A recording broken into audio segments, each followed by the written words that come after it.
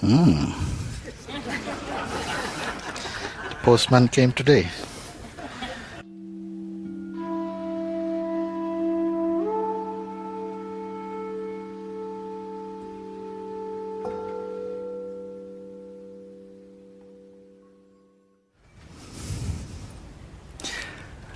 Om. Namaste, welcome everyone to satsang today. Om.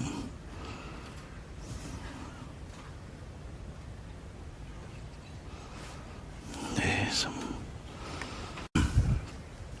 Before I invite anyone to come up, which I hope you will come, and put your questions, I again want to put some question. I want to ask you something. What I want to ask each and every one.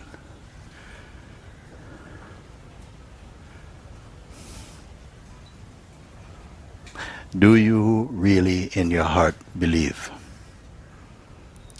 that it is possible to be completely free of doubt as to your true nature? Do you really believe in your heart that this life is for freedom? Do you really believe in your heart, if you want to say believe or trust, that it is possible today, here, to be completely clear about this? I feel today I really want to put this question because we are a little bit past the midpoint of our retreat. And from the very first moment that we have sat together, there has been for me a kind of countdown. And I don't want to count you out. And sometimes I think it is fair enough to ask this question.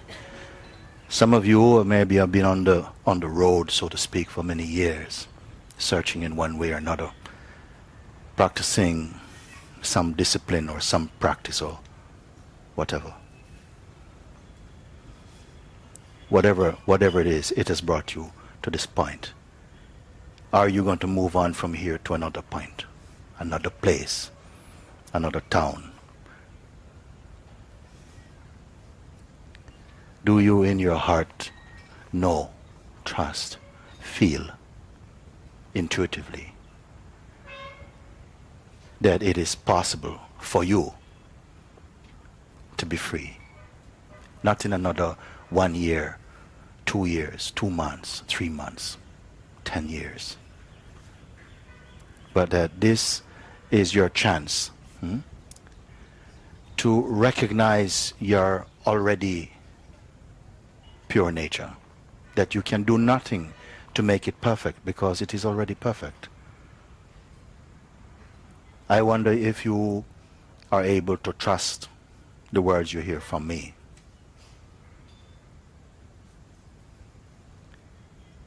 If they really enter you, enter your heart, or enter your whatever place that is where conviction arises or some urge.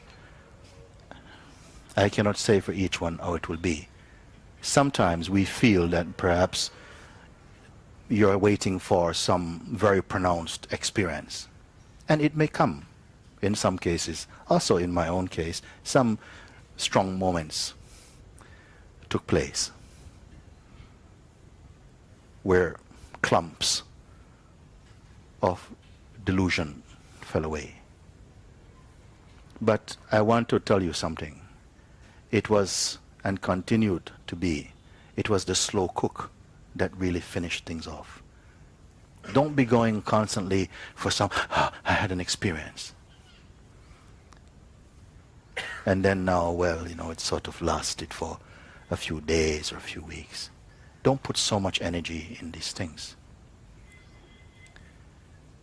If you've really heard and understood what is being pointed at in you, you're intelligent enough to act on it. It cannot be over again and again. So, so what must I do? And what must I do now, and what must I... This is not... I don't feel that this carries any weight, light weight. So when you are invited to come, then sometimes I tell you, take a risk.